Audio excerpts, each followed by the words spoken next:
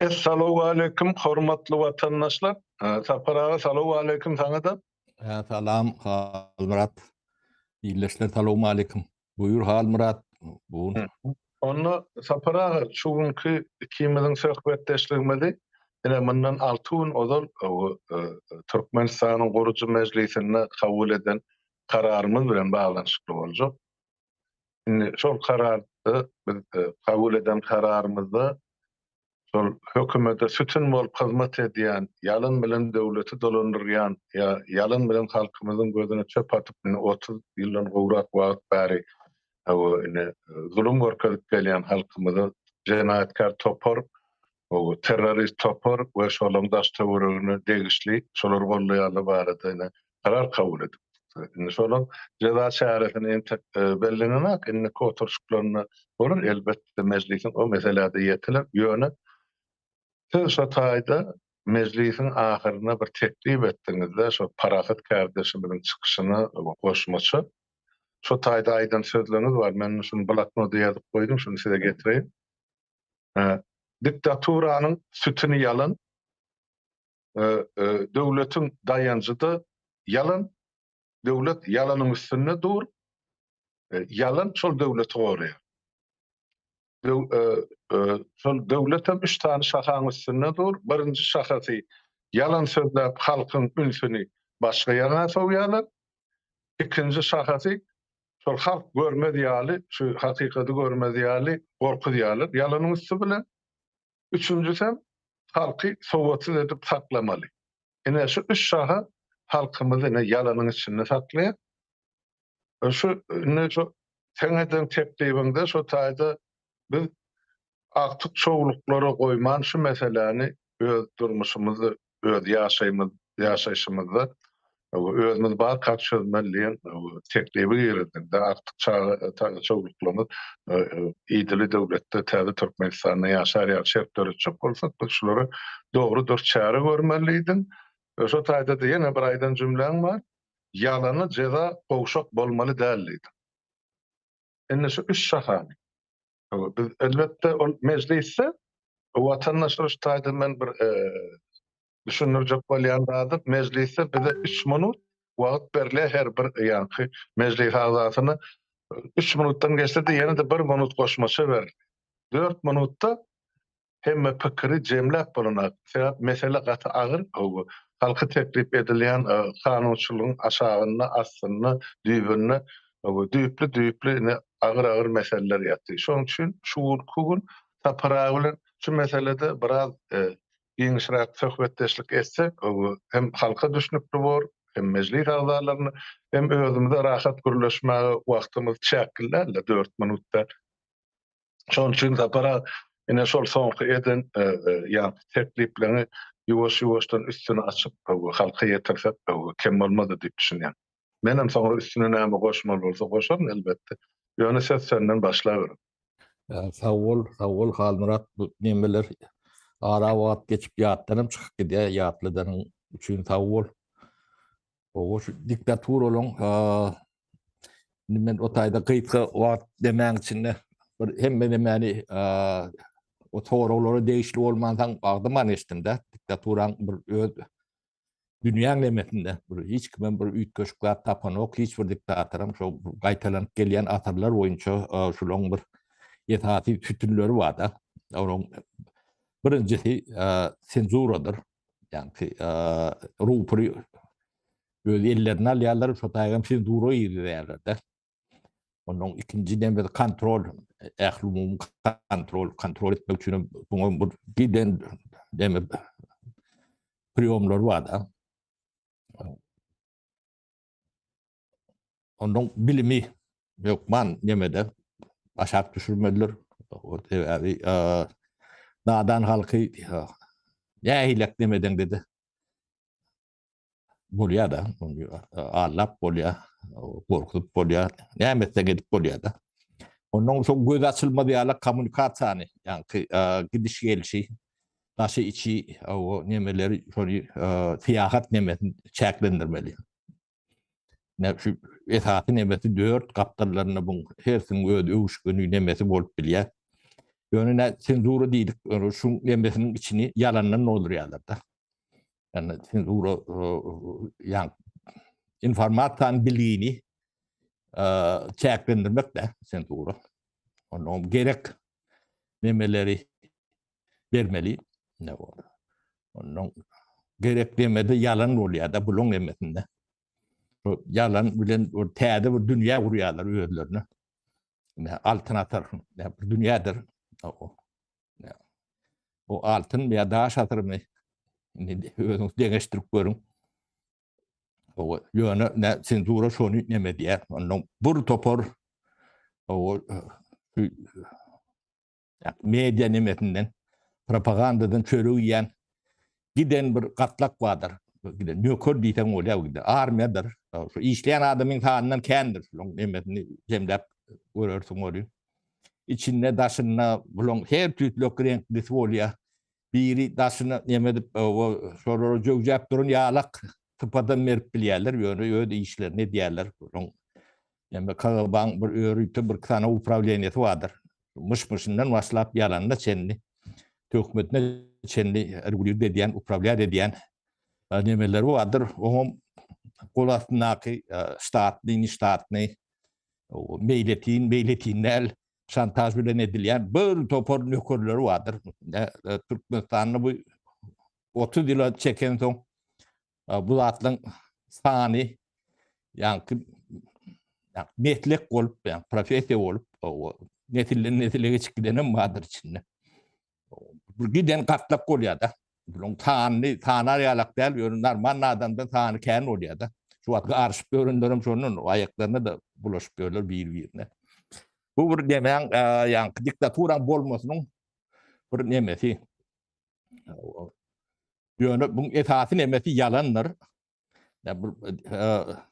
Türk bir gemesi vardır. Yazıcısı akıllar değil. Yani hikmet olmağı mümkün. Bu hemen diye sermayesi yalan olmalı. O müşterim cahil olmalı ya da. Yani kapitali, sermaye değil mi? Kapitalla, başlangıç kapitali, işleyiş kapitali, sermayesi duruşuna yalanlar. Müşterim cehalet. Cehalet olması için bilim tekniklerini çok örtmeli. Onu ettiler ne bu görsünüz. Bir milletin udağı etse sonuna yetiriyor da. Sonuna yetmesinin büyük sebebi yani maskalan içine giriyor da. Maskalı institutunu ahlaklaştıracaklar yani satsal nemede yettiye onun bu maliyalak bir daha bir uğurluyor da. Yani insanın yani iyilik zanlarda tapavutlu yeri satsal zanlarda adam birek gürleşmeli, düşünüşmeli, fikir alışmalı. Onun şey diyorsa ya da ötönüne de o fikir alışma, gürleşme bu da bir yani dediğin üstüne gitmeli. O şu arasını kesip onun içine yalan koyuyorlar da. O da yarım atara olur. Bu demetinde bu zatlara katlaşan adamlar katken informasyon vakum dörö diyorlar. Vakum dörötmek demek yani haber veriş servislerinin devlet yerine alıyor da. O yeka bir kanal oluyor son elinde. O başka işlat bolun o. O başka nemen gereğine de şonu yalan bilen ya da yuvan eserler bilen ya son menle statlar bilen dolduruyorlar da. Ondan adam bir yerden informasyon almasa şonu nemen içinde hiç ayrılan statlar bulatlar. Bir cemiyeti degradasyon etmek için 30 değil 10 yıl informasyon vakumu içine taklasan bir cemiyetin dargamağına yeterlik diyedir. Yani ılımın suğu dediyen daha da şol bulunun betip göründe atları şu gözgörtülü hiçbir nemesi şunun içinden hakikatın yani ötüp çıkmasam katı kıyındır. Kalmırat. Ne biz şonu 3 yılın içinde şunun içinden çıkardık beyleklerim. Yani tuğdaki köpürcük yalak. Yani akımı ödü alıp gider yalak ettik de. Şu attı. Onu da onun bunu asırca kolyalar onun başaran oktur. Ne bu ulukan iştir. Ne diktatura şöyle ben üstünde dur. Yönetme üyelerinin şundan alan payları var da. Şu at ne korunacak ortalarım. Korunmalı da akıl gerek de. Korunu bilen o. Çünkü yol yap görünlerin büyük sebepleri soru yalaklatlar. Korkuyu bunları giyece onu yatıran nokta. O nimetçeklerine bilen ok öde yetiştiren adamlar yani cahil yetiştirdiler de. Yani ödelerin yani halka karşı ulanacağım cahil.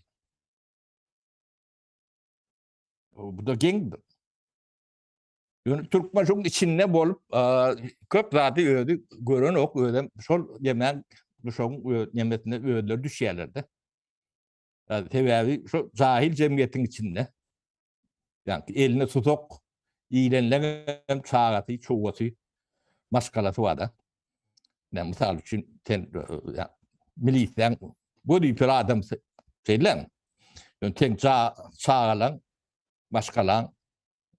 maskalan beyle kardarları bu cemiyetin içinde kız var oğlun var. O mektebi diğerler şöyle diyen mektepler. Şu cemiyetin içinde bile ayrılır. Başka bulun bolcak da yoktur. Mekteplerde yaşsızlık çağları zahiliyen ortalığı şulun çağatan zahilenmeli. Onu kontrol edecek manam yok.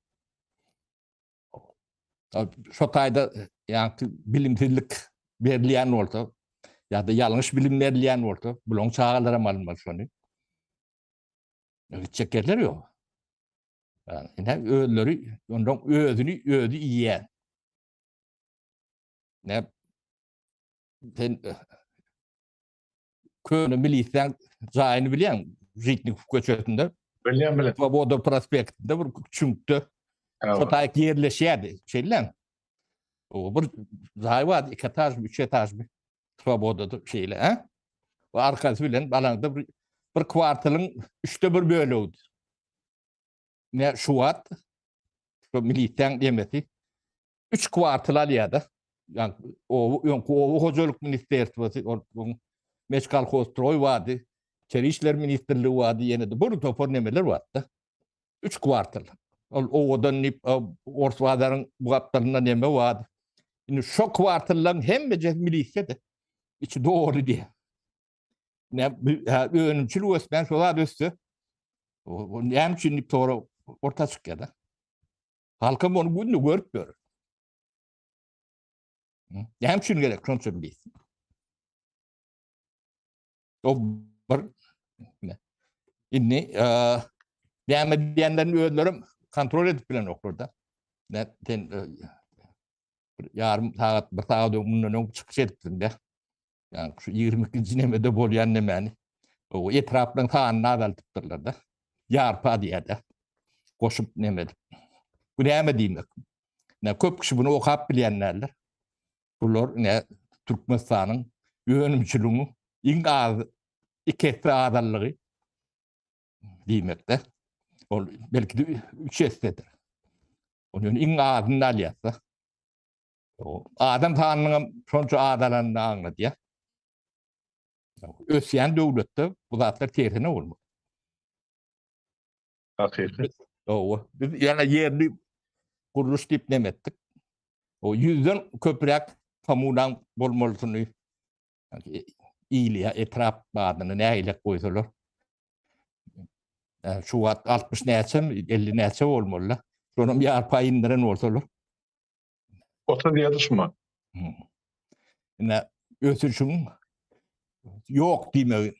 Şimdi ösüş yok olsa. Bunun halka ne edip veriyorlar? Ösüşü devamlı nemetme için yerlerde. Öpçün etmez. O geleceği için, näme için? Ne yalanlan nimeti ne ödünden orta çıkıp durun. Onu yurt cehaletin eline bunun eline kendi nimeti ödlerim çok içinde yan gitmeli. İlki ancak ödleri. Bir daşından tavır edip içine girmeyen seyrede oturumuzda da bir sulun yansını tin etmeli. Ödlerin birbirini yakışını. Ve düdülme neme mümkünçülüğü yok.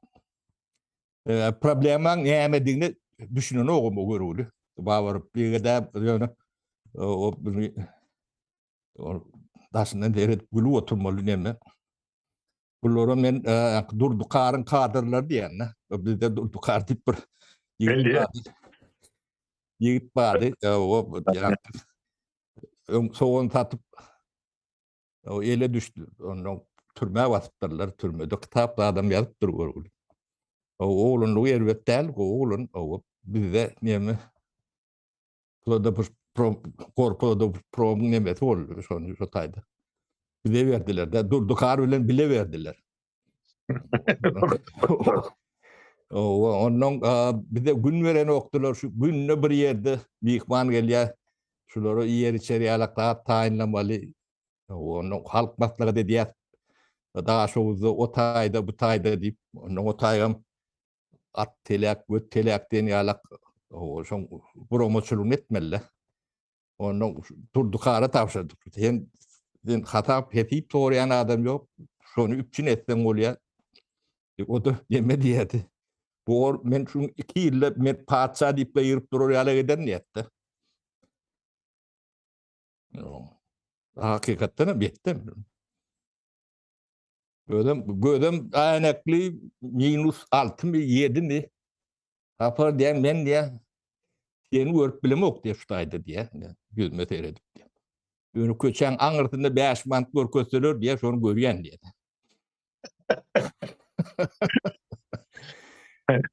Yine son kadırları o da bağvarım şu teoriklerinin oğlunu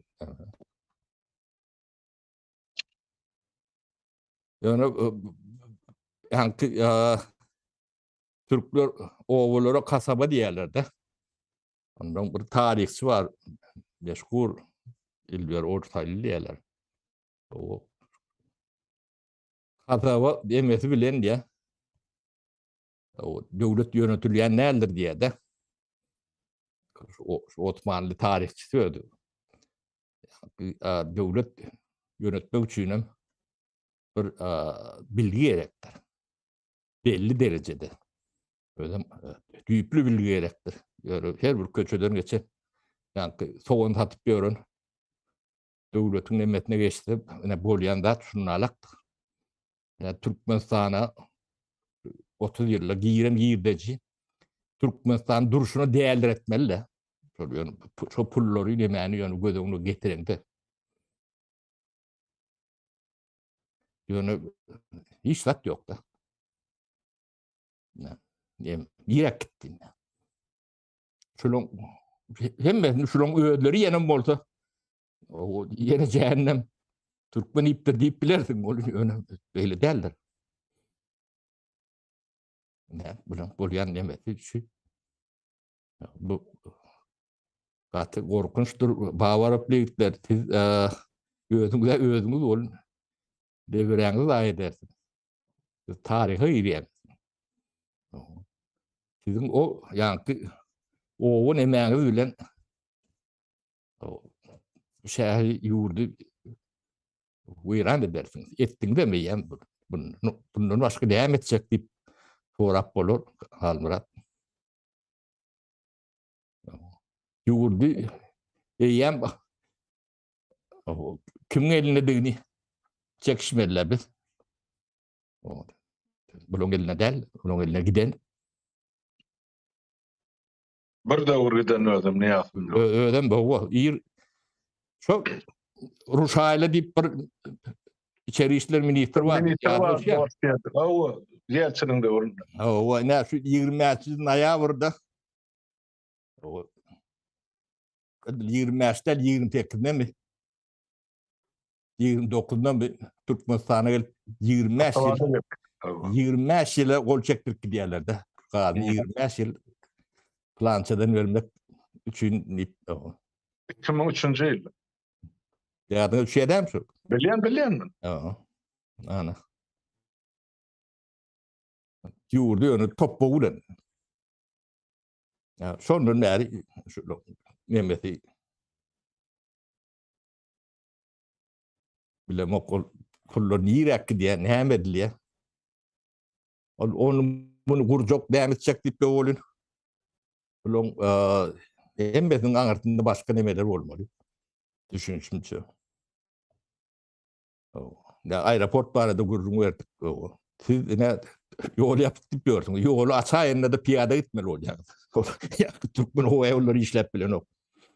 Yani onun 100% netide doğru informasyon o Türkmenistan'ın havada uçup bilen, ulanıp bolayan 11 tane uçağı var.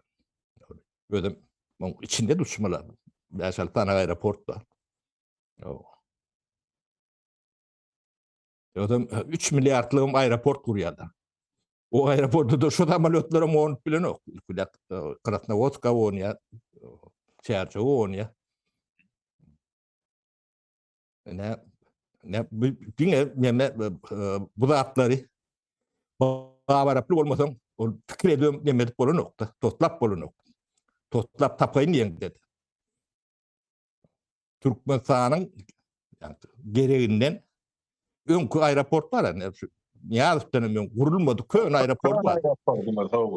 Yani Türkmenistan'ın yani gerek ihtiyacını şu aeroport rahatı bilen götürüyor. Ona inanmak için son bir yılda edilen reytleri tanak görün.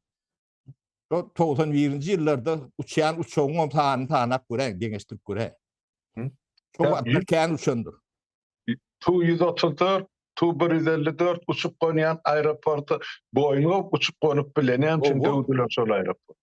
Onu bilmeden yolunu neme dersin? Giyin dersin bravo. Törekli. Ne? Nemesi şol. Tapara temadan daşlaşma katmış tadı bir daha diye atladık geçeyim. Tuğun 6 gün meclisin karar kabul ederini. Şu 6 günün devamını Türkmenistan'ın içinden, yurdun daşından bana can ederlerim var, hat yazarlarım var. Şu mesele bilen kızıklanıp alada yurdun içinde köpölüktür. Kimde alada köpölüktür? Şol yankı cenayetkar topara hizmet ediyenler var. Inni şolun bükkulü sartıptır topara.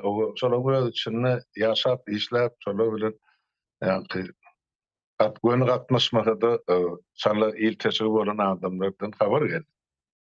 Inni bize näme bolur kadip oýlanyp başlapdylar. Näme boljagyny inneki meclisin oturuşlaryna aýdap. Yani bärde olur aýdyp geçdi. Separa üçün bär gaýtalak gelýär. Ya halkyň tarapyna geçin ya da hiç kimse bağışlaşmasa soň meselesi ýok. Ýüze çykma bilmändir, görmändir, ýadymdan çykypdyr. Men garadadym, ya men ýumuş oglandym, ýumuş gyýdym. O zatlar geçmeýär. Kanunçylykda o zatlar görkezlenat eden hereketini, jenaýetini öwredýän bar. Indi şo bilen gyzyklanyp bana jaň edýär. Içinde soraýarlar bar nähil bolka, bilen ykbalymyz diýip. Başga mana tanış adamdan üstülen soraýarlar-da men düşünüp otyryn nerden gelýän, ya ýelin nerden öwsýän. Ol bir ikinciden onsoň şu watandaşlarymyzyň bir ýazyany bar. O Harmurad ağa diýersiz meclisde o şolary diýär, çäre görmäkäňiz diňe şu pul jeremesi bilen çäklenmän diýdi. Oy olar diýär türme eliýetini çeksinler diýär. 31 ýyllyk halkyň 10 miňlerçesine belki 100 miňlerçesi geçen de şu türmelerden. Oy olaram şu cezasyny görsün diýip beni bana şunu ýaly teklif edipdirler de ya haýyş etdirler. Bar içine başga da gurrunlar bar. O şular sürgün etmeli var, atmaly, ýakmaly bar. Garat halkda kanunçylygy her kişi özçe düşünýär bolmaşynlar. Şoň üçin o batul gyzyklanma bar bu mesele boýunça sebäp halkyň düşünüp görüp otyrdy. şu mahal çok öňkürgün ýene bir gede gaýtalabaýdy. Şumal Türkmenistanyň şol watan satan programmasyny iki san diktorlaryň ortadan aýyrsak, şu eme Gurban ya oğluna hyzmat edip beren ene bir 30-50 sany aýdymçymy, sadanlymy, bagşymy, tansçymy, näme ýazyjymy, pozujymy şolary aýyrsak, şu ýanky sen diýen Babar aply atalogly aýdara zat ýok. Döwletde dolandyrlyp pikir ýok. Şunu Aydan da adını nemede gördük. Şonu bir ekranına koyup bir kaytaladık görködüm. O görülü İderleşende bile ne oydu köpüde. Ine şol inne adamları görüp duran zadyny inne şolara bir anyk ceza berilse ödem agyr jezany talap edýärlerim bar, haýyş edýärlerim bar, gaharlaý diýänem bar, aglap görüň berýärlerim bar. Janyň ne dedi, ene matam ölüp gitdi şolar sebäpli. Men näçin olar bağışlamaly durarlarym bar. Enne sen aýtdyň da şu oğlun küçüksin ahyrynda şu ýalana garşy beriljek jeza gowşak bolmaly däl. Enne şu taýda kimden mesela uruna duwatyr giňişleýin o şu jeza çaresini näçerak dip kesgitläpler. Nu pully meselesine aýtdy. Görýär, men Russiýada kanunçylykda bir söz barda savakupnost sajaýyna diýär. Şu bilelikde edilen jinayetlaryň toplumy. Şol toplumy şolaryň bir günne eden çykyşy bardyr, bir ýyl eden bardyr, 3 ýyl eden bardyr meselem.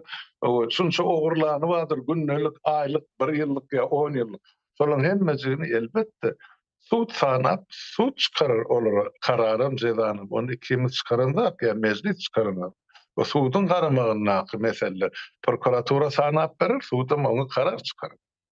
Şonuň üçin ýöne şu jeza çaresini öz görüşimiz boýunça, öz bilişimiz boýunça bir tan görnüşindemi, bir pikir görnüşindemi, ýa bir şular ýaly garaýyş hökmündemi aýtmagy her bir grajdanynyň haky bar şol sany kimidiň. Şonuň üçin şu taýda biraz şu mesele aýdynlyk salsak ýaşymy, kimidi öz pikirmidi ýa meclise garaşalım, soň 4 munuda haýyr. Halmurat o menden bu pikiri sorayan olun o men demem o agyrak gelmegi mümkin. Mene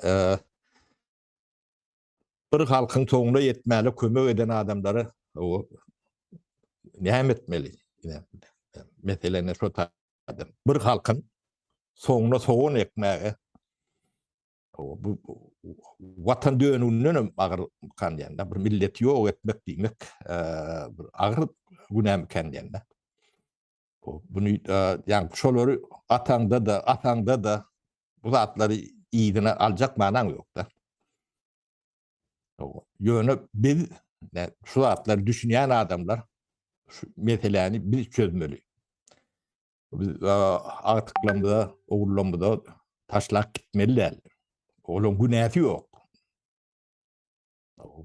Bu günäni biz olary taşlasak biz yine de cenayetin üstüne de yürüyene bir cenayet etmiş nesil oluyor. Belki men ata diye, men ene diye yönü bu da yalan. Yalanın emretinin elbetliğinin mazmunun neştaylardan geliyor. Sizin köpüğünüzün atalığından bir yalan, eneliğinden bir yalan. Sebebi öz sağağında hakiki düşman. O düşmanı siz daşından ödülün ben düşman sizin öyünüzün içindedir. Başkalarınızdadır, öyünüzdedir. Şu taydan deme diyendir. Ondan yani sizin cezanızı, sizin artıklarınız keskitler. Siz şu meseleyi çözmeyen gitseniz sebebi o vurulurdu. Yani dünya gelin çağırdıklar. Deme uda var. Ya koyup gidiyen adında mı şey. Yalan dünya. Bozukluk. Bu ahlak nemeti bizim cemiyetimizde Halmurat bu yeten dereceti kulak bilen eşteriyalak derler. Namussan bir milleti bu dereceye yetirip olyanlı Türkmenin öz eli bilen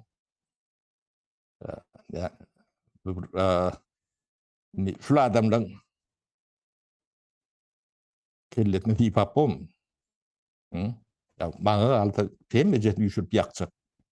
Gözüme mırtma şular bartyny ýüşürip ýakmalam bolsa men bar ne kalmyradaga ýöne bu karary men bermeýär. Bunu meclis verer, halk verer, neme verer. Ýöne menden sorasaňyz men şulary ýüşürip ýakmaly o sizin tetiňiz näýlek diýse men elim baldy. Belki de iki elime baldy. Şulary ýüşürip ýakmaly.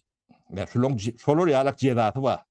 Diýmek diýende men bu ya wagtçylykdan habarym ýok, bolun ýöne o bulun eden jenayetiniň çuňluğundan habarym bar. Bunun hiç saat hükmünü, yalan sözler adamların ünsünü başka yerlik çekkerlerdi. Ne şu 22. noyabrdaki meclisteki oturan adamlar var da. Çıkış diyen adamlar. Yine siz yani bir topar hayvanı üşürüp dururlar şu tarik. Yerin eyeti yeri eyetine vermeli yani. Hayvanlar yerin eyetinin kimdiğini bilmeyen ortadan otayda götürüp veriyor. 30 yıl için gururun ne diyorlar da? Yerin eyeti halktır. Ondan yalan ne şu taylardan ne diyor? Şu dağıtları düşünmeyen oradan hükümet diyen idaran kapısından eyetlemeli hakkınız yoktur. Düşünce tayından. Kim taylasın, kim koysun o tapağı yoktur. Sen ilk ülek şunu biraz yemen yetmelidir. Yok. Hem şu bağırıp düzgünü bilen, ya bağırıp kelleti bilen, devlet dolandık bolmayanın tuğutnaması şu da. Hem ovadan çıkıp şehre yetmedi adamlar. Şunun eline de adına pul düşönünü ne eylek koyanını ne görüp görsünler. Ahlakta çıkıp gidiyor. Yanlış adamın eline antat kazanılan ter işte versen bunlar balanı tutmadı. Kuyununu tutmadı.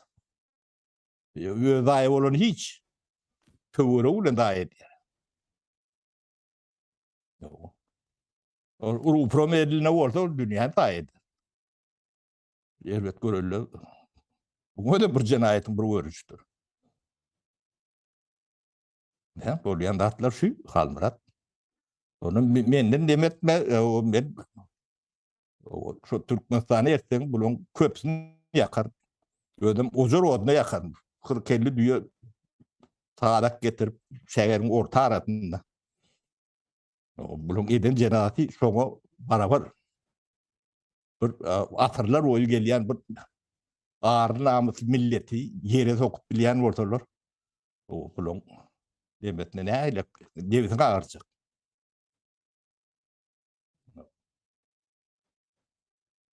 O men ýa-ni saýlawlara gatnaşyp tesal neme öňe çykjak adam däl, tesiňden berek gel, zadyňdan berek gel. Şu taýny biziň agtyklarymyz, çağalarymyz adam ýalak ýaşar ýalak ýurt etjek biziň neme maksadymyz şol. Onu haýsy wezipede bolan biziň önümem ýokdur ken. Belki de golaýna da barmaz. O ýöne men pikirimde orýanda men pikirim şolary üýşürip ýakmak. Bundan çekinem yok. Hiç demeden men ýa-ni şu bu nähile at berip şu jenayete çekmeli men o tribunalın önünde de şolary ýakmaly diýip biljekdi. Tebe hak edýärler. Ne parahat döwründe 50 000 adamyny öldürip bilýän sistema sen nähile gözüňi ýumjak. Uruşda bolana olur ýarakda. 50 000 olan biziň bidiňe bilýär. O bilýärdi. Ondan aňyrsyn näme? Ýygyna garalar ne gün görtüler. Dünýede pul kazanmayan, oğurluk etmeyen mi yurdunu bu derece alıp görünüyor mu? Ola doğru sapar. Mahtumul para şu Babar Abdullah varada aydın sözü vardı. Şolara gavat gelýär. Bir pul düşse bir müflisin eline döşün açıp gider kışın eline diýdi. Ine Ozal şu bol elin satşağı görmedik, bol elin maşgalada ulanmadık, ine heyvarlan, ine et veren oyunu gana aýtdy, uny ta dogrusu diýip. Ine getirip uny ta dogrusu ine gelip ine döwleti dolandyr. Yok, hemmeden daha şonu alaktır. Şunu idarlak görün. Bir yardımda düşen de aeroportunda görür otursa. 11 samalyoda 3 milyarlık aeroport demek bilen orada bunu diye bağırıp verip bilir. Başka bu kelleti işleyecek adam yoktur. Ya da Olmira mı şuna alasa para olunun bir yemedi löknü jurnali barda uçuş jurnali. Sonra bir ayda 3 4 5 hedeften pes uçan mı olsa şu samalyo ol hükmen täzeden yeme komissiyadan geçmeli, Texas Motor'dan geçmek. O 2,5 ýylla o samalyotlar hiç yeri uçana onun için tozon mu yel mi? Uçun howurtkesi var mı motorun içinde belli değil. o taylarını giyirip demettik görüntü, o pul verip demedilen halkara demeti var. Bu Türkmen hava yollarını işleyen adamlardan, bilir adamlardan informatı hayiş ettik de o demetmediler. Onu özümüz yolunu taptık. Bunun nemeti var orada, nire uçan orada, haçan uçan orada, onun hem demeleri var da. Halkara nemeti bu zatları monitör dediler. O palyotun danılar dur da jurnalda nire. O tabalyotlam yaşına çendi. Böyle da özleri boyun alıp oturlar hana şol 22 sene eden çıkışını, yurdun darganını, iqtisadiyyatın çökölüğünü, gaznan boşluğunu, şonu büdjet işlerini töleme pul tapman, onu yarpıla diyarı diýmek ýene de onlarça mıň anda Türkmenistan'a işsiz galdy. Şu kararın netijesinde tapara. Halmurat, ol şeyle, ýöne problem o taýda däl. Şolong hemmejek 100% sakraşady edende de Türkmenistan'ı ütgejek zat ýokda. Şoda. Tebiäbi ýa yerli nemeler var da, şu etraplar, zatlar var. Bitirýän hiç bir funksiyasy ýok. Ýöne ol adamyny ýamanlap, bu adama nemedip, şonu bastyryp, astyryp, gorkutup nemedip görmeden başga hiç nemeleri ýok. Funksiyonları ýok da. Tebiäbi eline hukugum ýok. Hukugu bilen terişleten barmalla. Olar ýalak düzgünem ýok. Bunu ýankı şu biziň aýdýan yerli hökümetimiz şol näme girmese düzeler ýalak däl. Bunu şu wagtky Türkmenistanyňky intellektual potensial bilen şu wagt içindäki intellektual potensial bilen bu düzetip bilen oklar mümkün däl. Düşünen oklar problemlerini ýygyp ýatanyny bilen oklar. Onun şu ellerinde şu bloknotlaryny görýän göýekçe bloknotlary var Halmurat. Şu diýäni gören ýeriňizde şonuň arkaýyn ýüzüne tüýkürip bilýänsiz sebäbi ýalan, ýar-ýaram ýalan, o diňleýänem ýalan, şu düşünýänem ýalan. O näme ýaryp bolýar, diýýärler da. O ýadan soň onuň şu zatlar düze diýäňiz, şu zatlary bir üns beriň adamlar. Şunun bilen görkezýän on çapar açamy oturan ýalçy zadyň.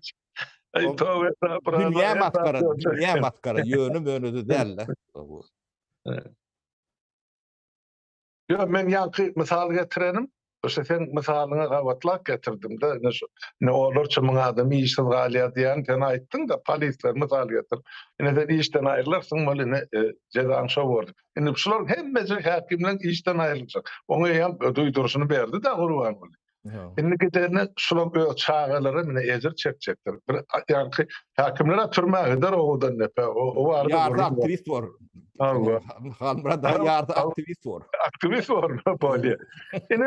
Ine şeýdip öz çağalaryny öýler girdaba taşlap durlar.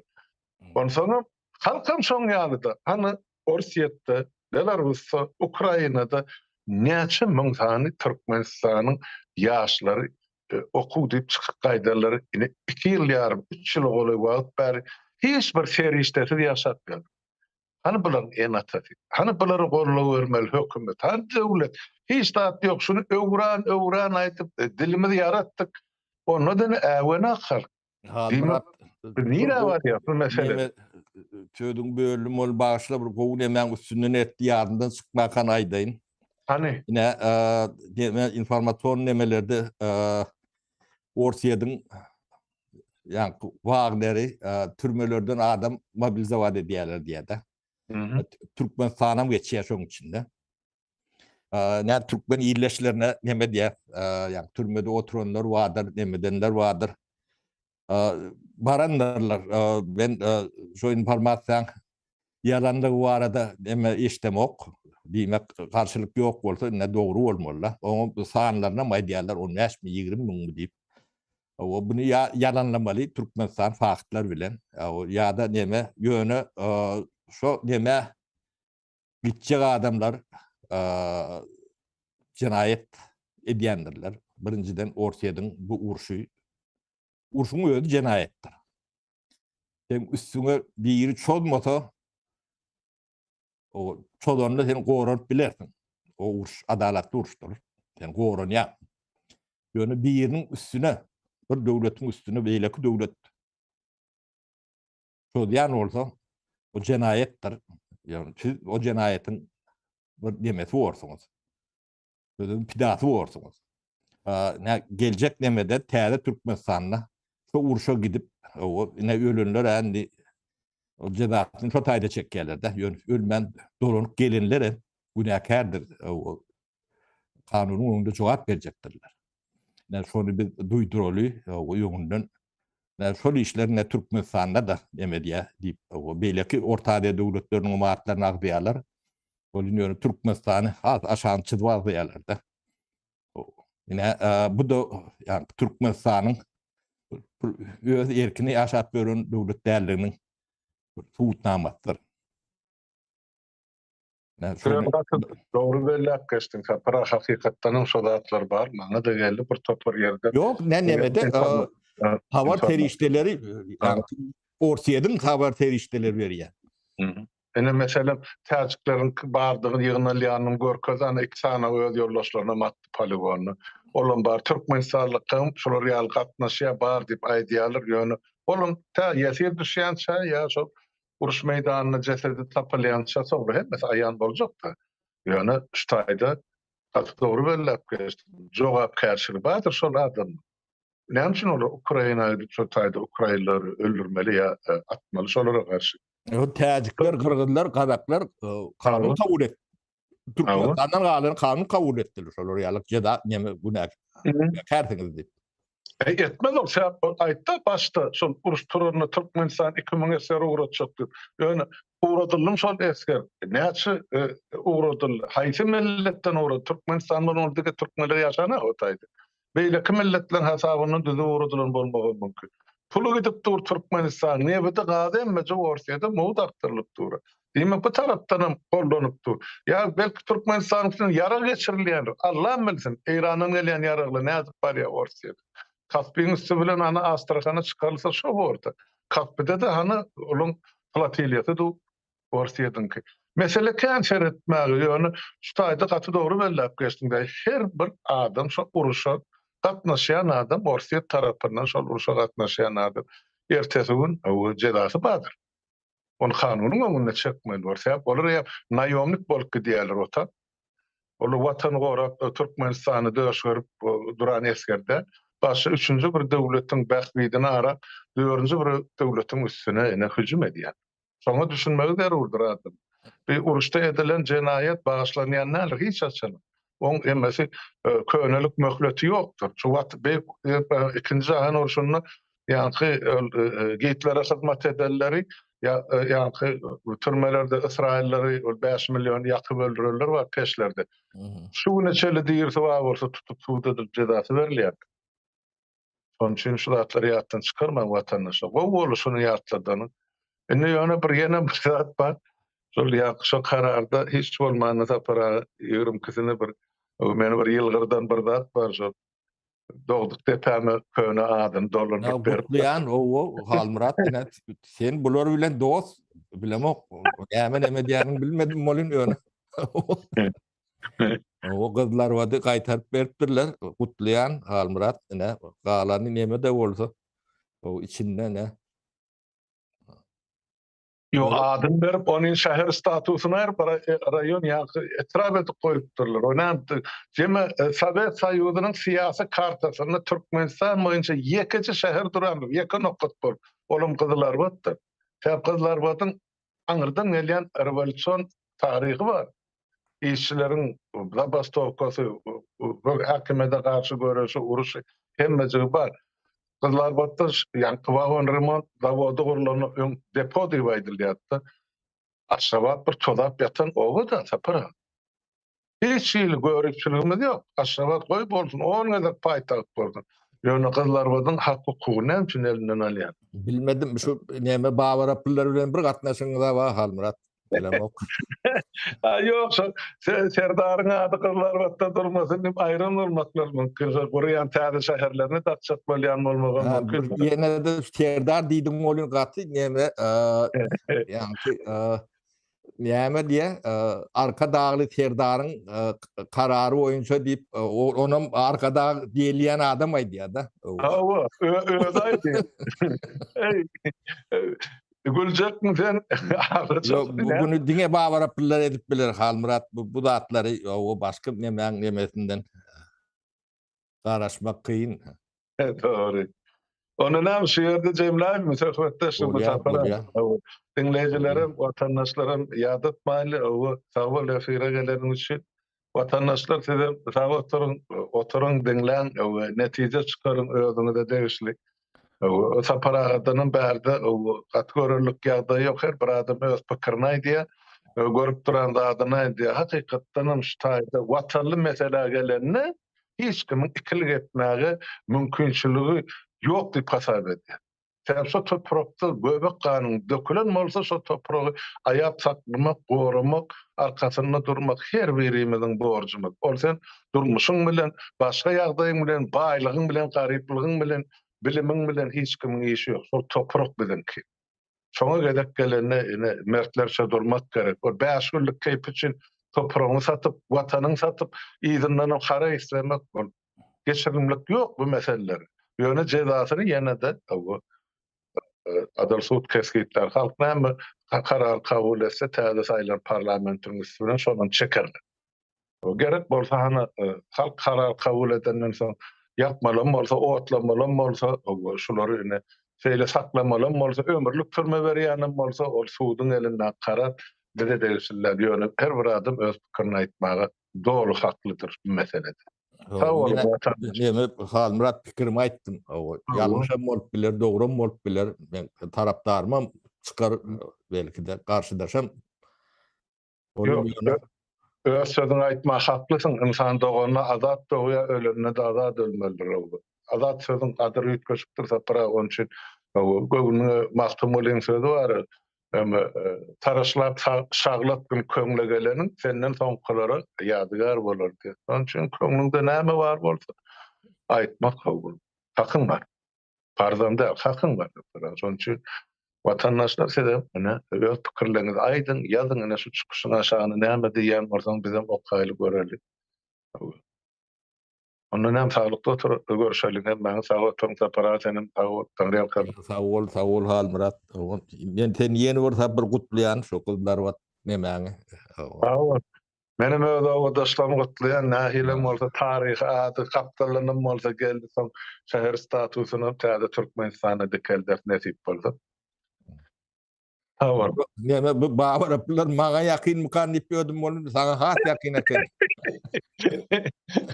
Ey bilmedim de para. Bolýa sağ bolun, sağlykda görüşelim.